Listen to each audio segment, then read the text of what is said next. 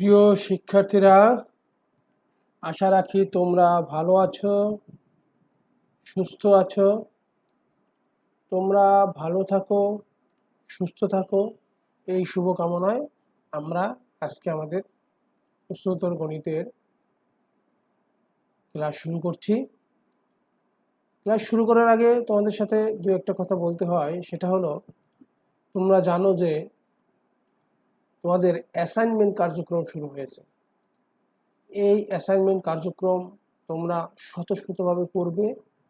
নিয়মিত গ্রুপে, ফেসবুক গ্রুপে ঢুকবে, কোনো নির্দেশনা থাকলে সেই অনুসারে তোমরা কাজ করবে এবং অবশ্যই অ্যাসাইনমেন্টগুলো যথাসময়ে জমা দেওয়া, যথাসময়ে সেগুলো সম্পূর্ণ করা তোমাদের দায়িত্ব। তোমরা সেটা করবে। কোনো সমস্যা থাকলে তোমরা যে গাইড টিচার থাকবেন, যে টিচার তোমাকে ফোন করবেন, সেই টিচারের সাথে যোগাযোগ করবে। তোমরা ভালো থাকো, এই শুভকামনায় আজকে শুরু করছি।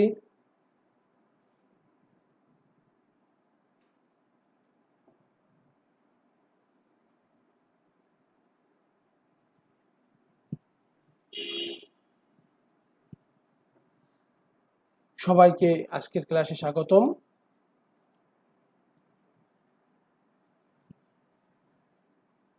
আমি প্রসেনজিৎ গায়ন, lecturer mathematics, Bangla college, Dhaka.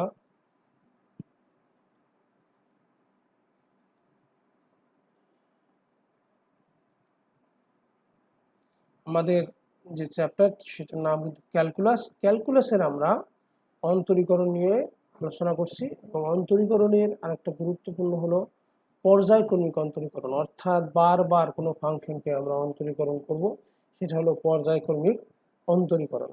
যেখান থেকে দেখা যায় প্রতি বছর যে অন্তরীকরণের যে একটা সেট আসে, সেখান থেকে কিন্তু পর্যায়ক্রমিক অন্তরীকরণের একটা অংশ থাকে, সেটা কতে থাকুক, খতে অথবা গতে কিন্তু থাকে। প্রিয় শিক্ষার্থীরা, এর আগের ক্লাসেই কিন্তু আমি পর্যায়ক্রমিক অন্তরীকরণ নিয়ে কিন্তু একটু আলোচনা করেছিলাম। আজকে আমরা বিস্তারিতভাবে আলোচনা করব এবং এর কিছু অঙ্কের সমাধান করব। দেখো, পর্যায়ক্রমিক অন্তরীকরণ আসলে কেমন, আমরা সেটা বিস্তারিতভাবে আজকে একটু আলোচনা করি। মনে করি ওয়াই সমান এফ অফ এক্স একটি ফাংশন। এই ফাংশনটিকে এক্স এর সাপেক্ষে অন্তরীকরণ করে যে অন্তরজ পাওয়া যায় তাকে প্রথম অন্তরজ বলা হয়। অর্থাৎ যে ফাংশন থাকবে এক্স এর ফাংশন, সেই ফাংশনটিকে এক্স এর সাপেক্ষে যদি একবার অন্তরীকরণ করি তাহলে তাকে আমরা বলছি প্রথম অন্তরজ। এই অন্তরজকে ওয়াই ওয়ান বা ওয়াই প্রাইম বা ডিওয়াই ডিএক্স বা এফ প্রাইম এক্স দ্বারা সূচিত করা হয়। এখন আমরা যে y one, y prime, d y d x বা এফ প্রাইম এক্স পেলাম, এটাকে আমরা বলছি এটা আমাদের প্রথম অন্তরজ, বা এখনো কি আরেকটা নতুন ফাংশন তৈরি হলো। এই নতুন ফাংশন বা প্রথম অন্তরজকে আবার এক্স এর সাপেক্ষে অন্তরীকরণ করে দ্বিতীয় অন্তরজ পাওয়া যায়। এটাকে সাধারণত y two, y double prime, d square y dx square বা এফ ডাবল প্রাইম এক্স দ্বারা প্রকাশ করা হয়। একইভাবে পর্যায়ক্রমে তৃতীয়বার, চতুর্থবার অন্তরীকরণ করে তৃতীয় অন্তরজ, চতুর্থ অন্তরজ বা আরও যদি প্রয়োজন হয় পঞ্চম, ষষ্ঠ অন্তরজ পাওয়া যায়। এই যে প্রক্রিয়াটা, এটাকেই আমরা বলছি পর্যায়ক্রমিক অন্তরীকরণ। ঠিক এইভাবে পর্যায়ক্রমে অন্তরীকরণ করে এনতম অন্তরজ নির্ণয় করা যায়। অর্থাৎ তুমি যদি চাও 100 বার অন্তরীকরণ, সেটাও নির্ণয় করতে পারো, 500 বার অন্তরীকরণ, সেটাও নির্ণয় করতে পারো, এনতম অন্তরজ নির্ণয় করতে পারো। তাহলে এনতম বার অন্তরজ করলে ওয়াই এন অথবা d to the power n y by d x n বা এফ এন এক্স দ্বারা সূচিত করা হয়। কখনো কোনো এনতম অন্তরজকে ডিএন ওয়াই দ্বারা প্রকাশ করা হয়। অর্থাৎ তাহলে এনতম অন্তরজকে যে d to the power n y দ্বারা প্রকাশ করা হয়, তাহলে একবার অন্তরীকরণ করে কিন্তু এই যে ক্যাপিটাল ডি ওয়াই দ্বারা প্রকাশ করা যায়, দুইবার করলে ডি স্কোয়ার ওয়াই দ্বারা প্রকাশ করা যায়, তিনবার করলে ডি কিউব ওয়াই দ্বারা প্রকাশ করা যায়। তাহলে ওয়াই ওয়ান দ্বারা আমরা বুঝবো d y d x, y two d square y dx square অর্থাৎ দুইবার অন্তরীকরণ, ওয়াই থ্রি তিনবার অন্তরীকরণ, ওয়াই এন হলো কোনো ফাংশনকে এন বার অন্তরীকরণ। আমরা যদি এন এর মান 100 বলি তাহলে 100 বার অন্তরীকরণ।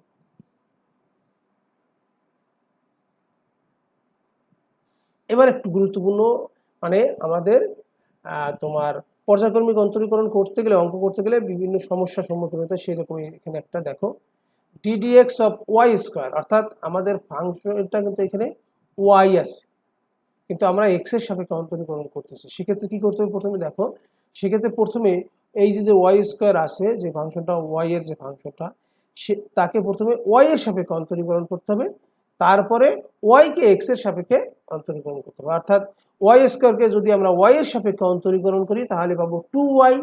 এবার ওয়াই কে অন্তরীকরণ করলে dy dx। এখন dy dx মানে আমরা জানি y1, সো এখান থেকে আমরা লিখতে পারি 2y y1।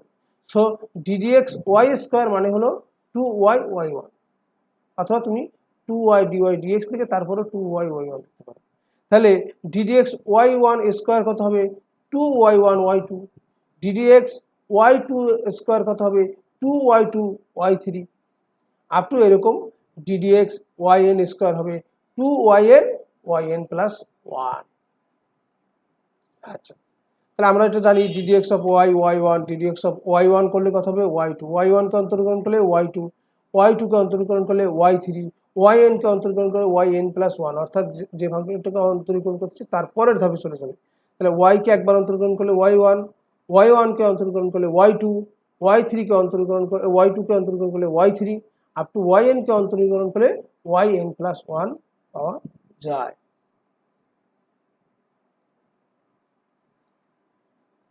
এবার আমরা একটা অনুশীলনী দেখি, দেখো y সমান x⁴ প্লাস 5x³ হলে dy4 dx4 এর মান নির্ণয় করো। অর্থাৎ আমাদের y সমান x এর একটা ফাংশন দেয়া আছে, সেই ফাংশনটাকে আমরা 4 বার অন্তরীকরণ করব, যেহেতু d4y dx4 4 বার অন্তরীকরণ করব। এটাকে এইভাবে না লিখে কিন্তু লিখতে পারতো y4 নির্ণয় করো, ঠিক আছে। আচ্ছা, এবার দেখো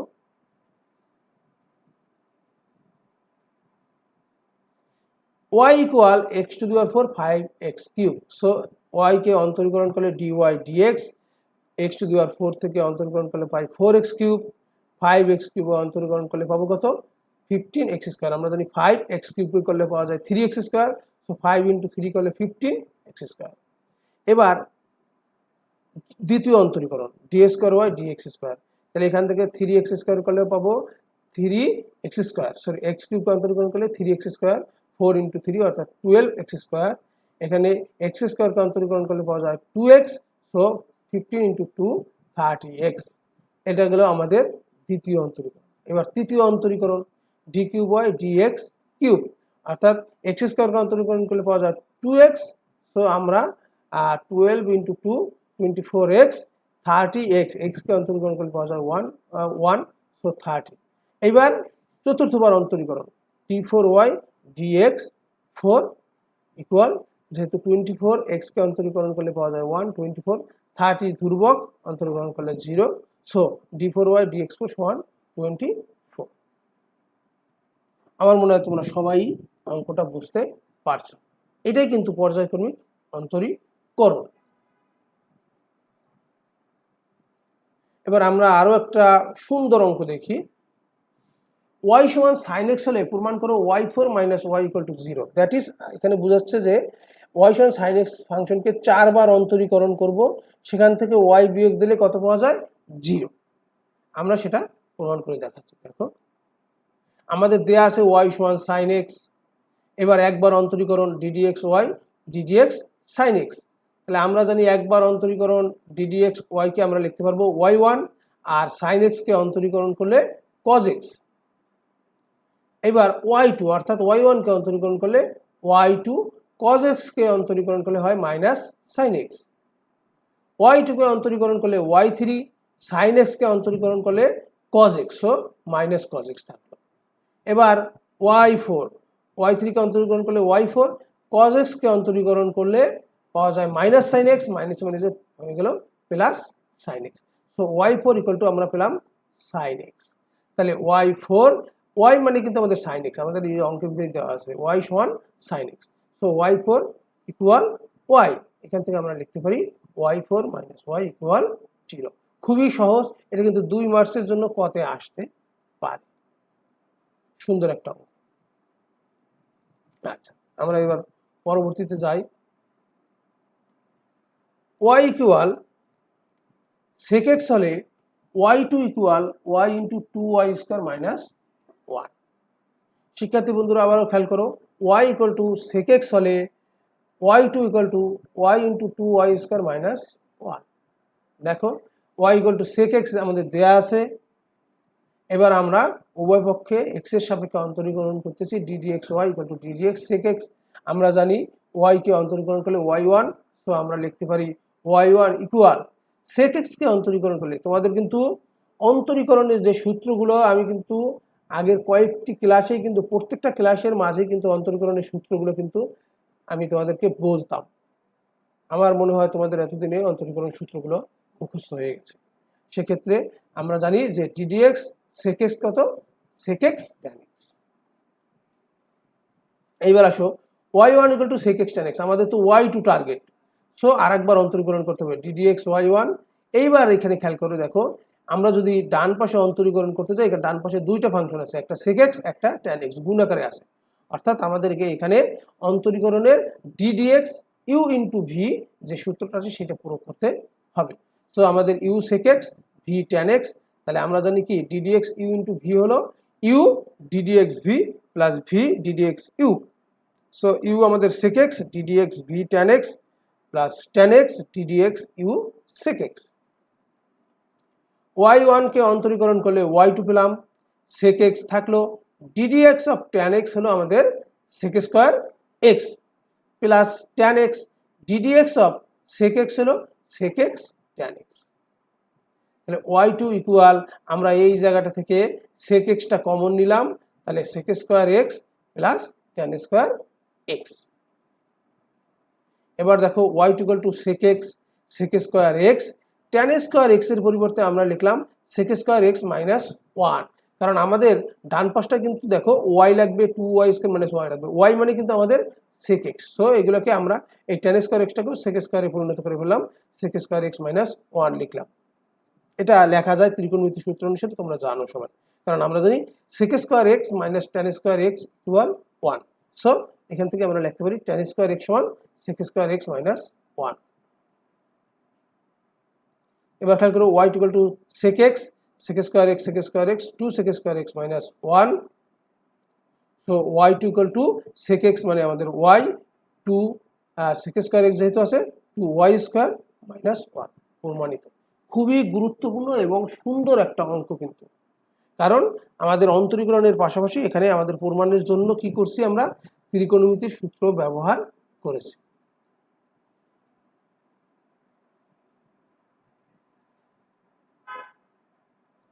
এবার আমরা আরো একটা গুরুত্বপূর্ণ অঙ্ক দেখব এবং তোমাদের উদ্দেশ্যে বলতে চাই যে এই টাইপের অঙ্কগুলোই কিন্তু পরীক্ষায় সবচেয়ে বেশি আসে, যে ওয়াই ইকুয়াল টু একটা টার্ম দেওয়া আছে এখান থেকে প্রমাণ করো, এই ধরনের অঙ্ক কিন্তু বেশি আসে। আমরা এরকম দুই একটা অঙ্ক তোমাদেরকে দেখানোর চেষ্টা করছি। Y equal to sine m sine inverse x হলে দেখাও যে one minus x square d square y dx square minus x dy dx plus m square y equal to zero. সেক্ষেত্রে বন্ধুরা আমি আবার বলছি এই টার্মটাকে চাইলে কিভাবে লেখা যায়, আমি আবারও বলতেছি one minus x square y two minus x y one plus m square y equal to zero, অথবা লেখা যায় one minus x square capital d square y minus capital d তারপরে এক্স। খেয়াল করো ডিওয়াই ডিএক্স মানে তো আমাদের d, so capital d into x plus m square y equal to zero, এইভাবে কিন্তু লেখা যায়। অথবা one minus x square y double prime minus x y prime plus m square equal to zero. আমি যেটা তোমাদের শুরুর দিকে বলেছিলাম, পরীক্ষায় যে বইয়ে যেভাবে আসে সেই আকারেই থাকবে তার কিন্তু কোনো নিশ্চয়তা নেই।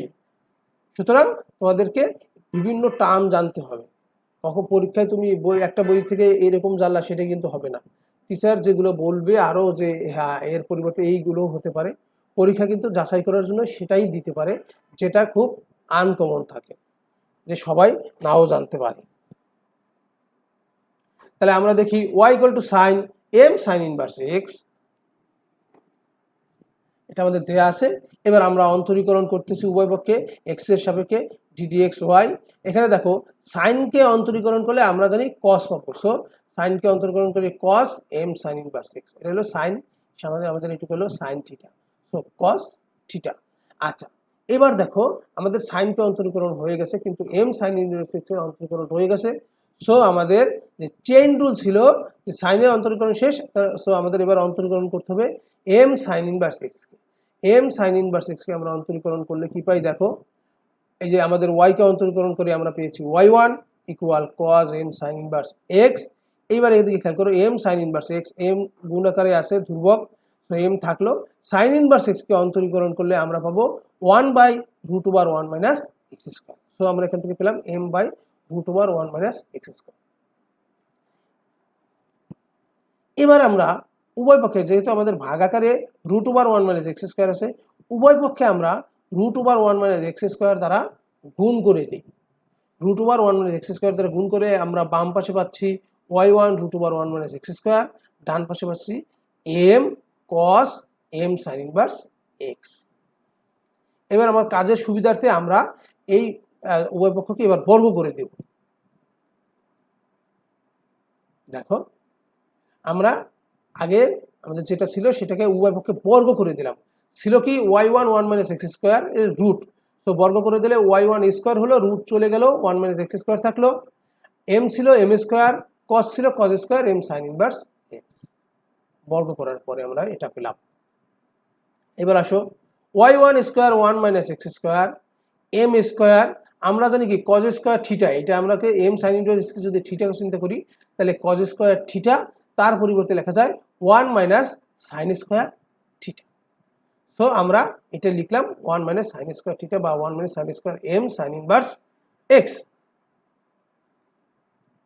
এবার দেখো y1 square 1 minus x square m square 1, এবার sin m sin inverse x মানে আমাদের y শুরুতেই ছিল, আমাদের অঙ্কটা দেয়াই ছিল y সমান sin m sin inverse x, so sin square m sin inverse x মানে আমাদের y স্কয়ার। এইবার আমাদের প্রমাণের সুবিধার্থে আমাদের দেখো এখানে এই লাইনটাই শুধু y1 আছে, y আছে, আমাদের কিন্তু প্রমাণে লাগবে y2, তাহলে আমাদের y1 যেহেতু আছে, আমরা y2 পেতে হলে আবার পুনরায় অন্তরীকরণ করব।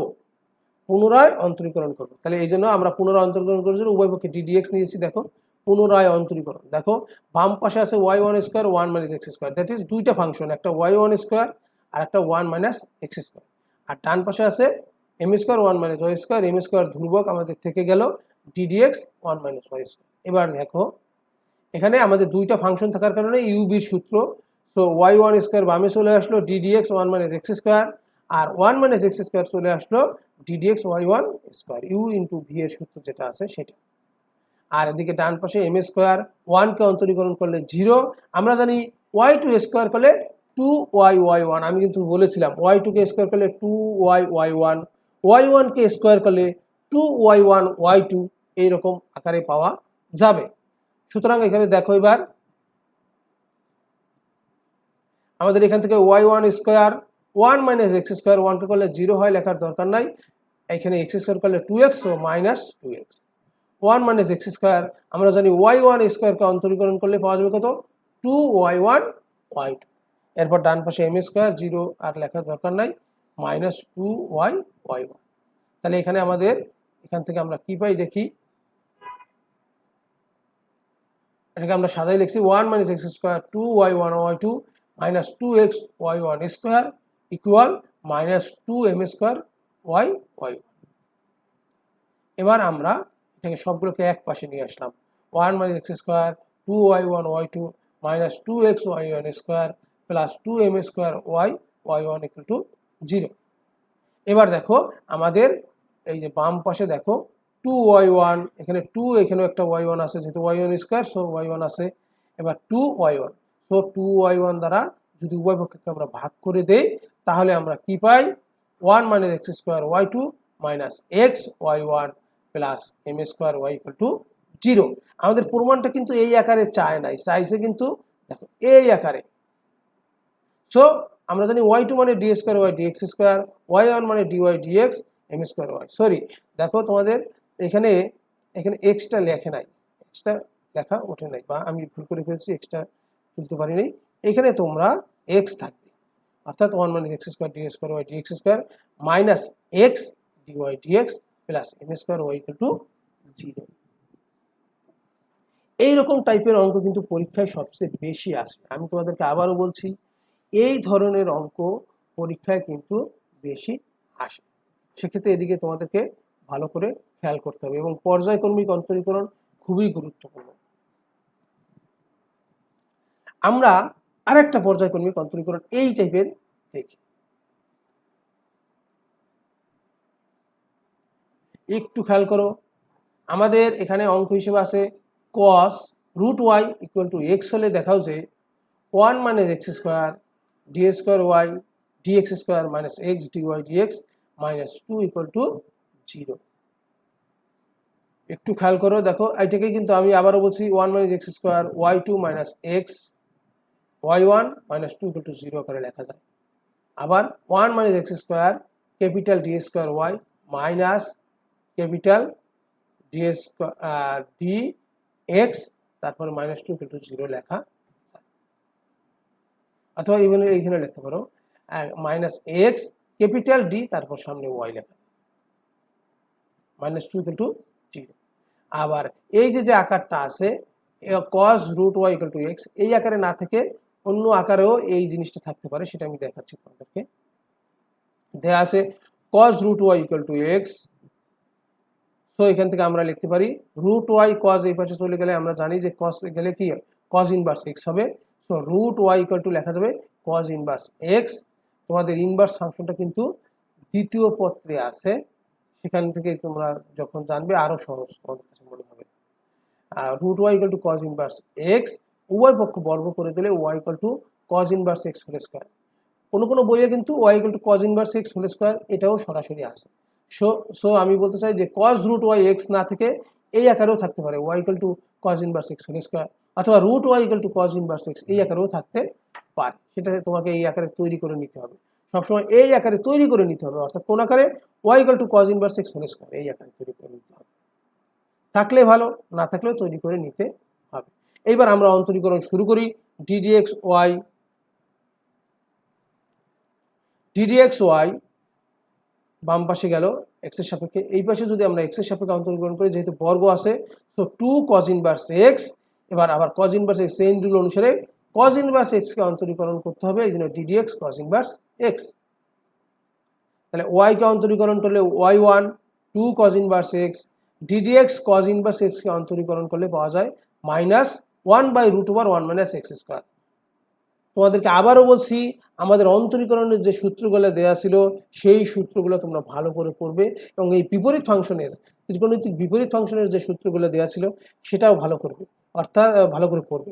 Ddx sign inverse x 1/√1 minus x square, ddx cos inverse x minus 1/√1 minus x square. আবার ডিডিএক্স সাইন গেল cos গেল, এরপরে আমরা ডিডিএক্স tan x করলে কি হয় tan inverse x 1/1 plus x square. তাহলে ডিডিএক্স cot ইনভার্স এক্স কত হবে minus 1/1 plus x square. Ddx sec inverse x কত 1/x into √1 x square minus 1। তাহলে ডিডিএক্স কোসেক ইনভার্স এক্স কত হবে মাইনাস 1 নিচে x into √1 x square minus 1। অর্থাৎ তুমি যদি একটা করে মনে রাখো, 6টা ত্রিকোণমিতিক অনুপাতের ভিতরে একটা করে মনে রাখলে, সাইন মনে রাখলে cos এর সাথে শুধু মাইনাস আসবে, tan মনে রাখলে cot ইনভার্স এর সাথে শুধু মাইনাস আসবে, সেক ইনভার্স এক্স মনে রাখলে কোসেক ইনভার্স এর সাথে শুধু মাইনাস আসবে। আচ্ছা, এবার দেখো আমরা এটা পেলাম। এবার ঠিক একইভাবে আমরা চাইলে উভয় পক্ষে √1 মাইনাস এক্স স্কয়ার দ্বারা গুণ করে দিতে পারি। এই সেক্ষেত্রে y1 √1 মাইনাস এক্স স্কয়ার, আর এই পাশে থাকলো মাইনাস 2 cos ইনভার্স এক্স।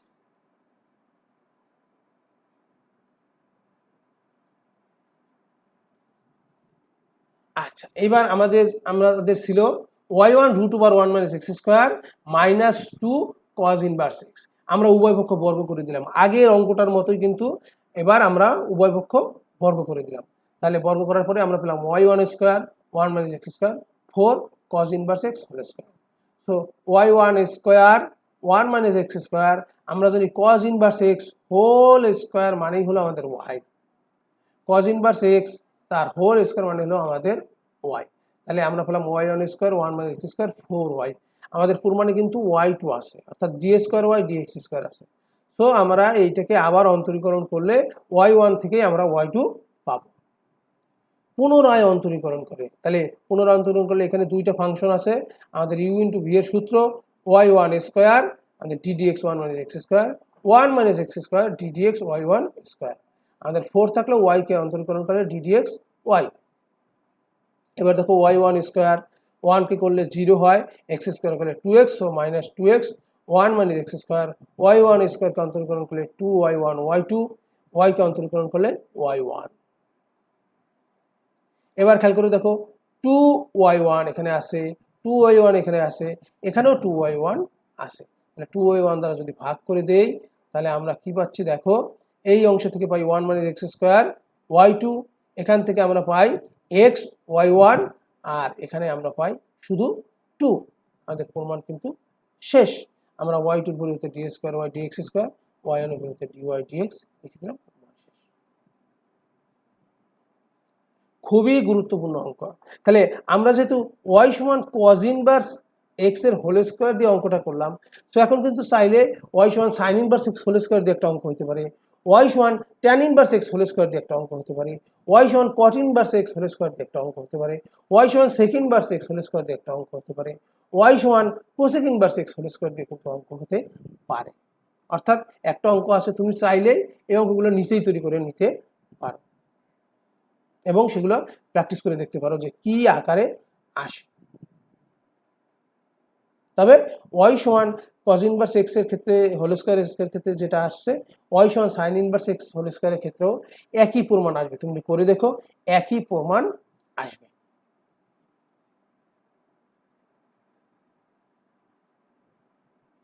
আমরা y সমান e⁻tan ইনভার্স x এর এই অঙ্কটা আজকে করব। এটার মাধ্যমে আমরা আমাদের আজকের ক্লাস সমাপ্তি করব। পরবর্তী অংশ আমরা আবার করব। দেখো y সমান e⁻tan ইনভার্স x হলে দেখাও যে 1 + x² y2 + 2x - y - 1 * y1 = 0।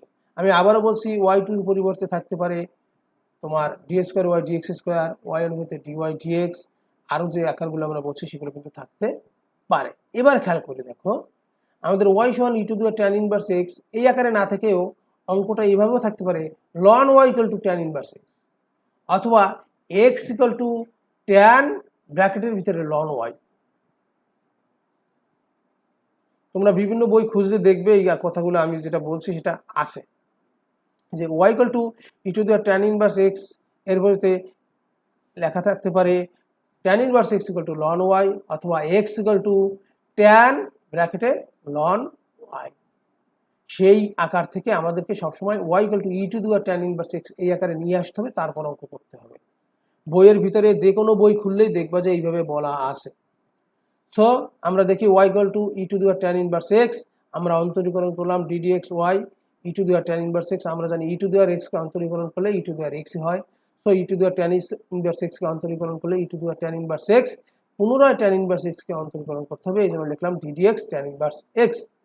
বাম পাশে y কে অন্তরীকরণ করেছে, এই জন্য y1 e⁻tan ইনভার্স x মানে আমাদের y, এই যে দেখো y = e⁻tan inverse x, y লিখলাম ইনটু tan ইনভার্স x কে অন্তরীকরণ করলে 1/1 + x²। আমরা উভয় পক্ষকে 1 + x² দ্বারা গুণ করে দিলাম। So 1 + x² y1 = y। আমাদের যেহেতু y2 লাগবে অঙ্কে, এই জন্য আমরা এই যে y1 আছে, যেহেতু এটাকে আমরা যদি পুনরায় অন্তরীকরণ করি তাহলে y2 পাবো। পুনরায় অন্তরীকরণ করলাম, আমরা বাম পাশে কি u এর সূত্র 1 + x² একটা ফাংশন, y1 একটা function. So 1 + x² ddx y1 y1 ddx 1 + x², y কে অন্তরীকরণ করলে আমরা পাবো y1। তুমি লিখতে পারতা ddx of y, কিন্তু ddx of y মানেই y1, এই জন্য একবারে y1 লিখলাম। এবার খেয়াল করো 1 + x² y1 কে অন্তরীকরণ করলে y2, তারপর এখানে 1 কে করলে 0, x² করলে 2x, সো 2x y1। আর এই ডান দিক থেকে y1 কে বাম পাশে নিয়ে আসলে -y1 = 0। এবার এইটাকেই আমরা এখানে যদি সাজাই 1 + x² y2, এখানে আমাদের y1 কমন আছে, সো 2x - 1 y1 = 0 হয়ে গেল আমাদের অঙ্কটা। খুবই সহজ পর্যায়ক্রমিক অন্তরীকরণ। আর আমাদের বিভিন্ন প্রমাণের জন্য পর্যায়ক্রমিক অন্তরীকরণ কিন্তু দরকার হবে। তোমরা যদি ম্যাথমেটিক্সে পরবর্তী লেভেলে কেউ পড়ালেখা করো, সেখানে কিন্তু পর্যায়ক্রমিক অন্তরীকরণ দরকার হবে এবং এটার বিস্তারিত আছে। তো শিক্ষার্থী বন্ধুরা, আমরা চাই যে তোমরা নিয়মিত ক্লাসগুলো অবশ্যই করবে, সাথে আমাদের যে অ্যাসাইনমেন্ট কার্যক্রম শুরু হয়েছে সেই অ্যাসাইনমেন্ট কার্যক্রম তোমরা স্বতঃস্ফূর্ত স্বয়ংক্রিয়ভাবে অংশগ্রহণ করবে, নিয়মিতভাবে অ্যাসাইনমেন্ট জমা দেবে এবং নিয়মিতভাবে অ্যাসাইনমেন্ট যে দেয়া হবে আমাদের গ্রুপে সেইগুলো দেখবে এবং সেই অনুসারে করে ফেলবে। কারোটা কপি করার চেষ্টা করবে না, নিজেরাই করবে। না বুঝলে সংশ্লিষ্ট বিষয়ের শিক্ষকের সাথে যোগাযোগ করে যে স্যার আমি এখানে বুঝি নাই, এটা কিভাবে হবে, সেটাও তোমরা সহায়তা নিতে পারবে। সুতরাং তোমাদের উদ্দেশ্যে বলতে চাই, যেহেতু আমরা মহামারী করোনার কারণে সরাসরি ক্লাস করতে পারছি না, এই জন্য সরকার কিন্তু তোমাদের অ্যাসাইনমেন্টের ব্যবস্থা করেছে, আমরাও সেই অনুসারে কাজ করছি। তোমরাও আমাদের সাথে অংশগ্রহণ করে এই অ্যাসাইনমেন্ট কার্যক্রমকে ফলপ্রসূ করে তুলবে। সবার জন্য অনেক অনেক দোয়া থাকলো। তোমরা ভালো থাকো, সুস্থ থাকো, নিয়মিত পড়ালেখা করো, এই শুভকামনা জানিয়ে আজকের ক্লাস এখানে শেষ করছি। ভালো থাকো সবাই।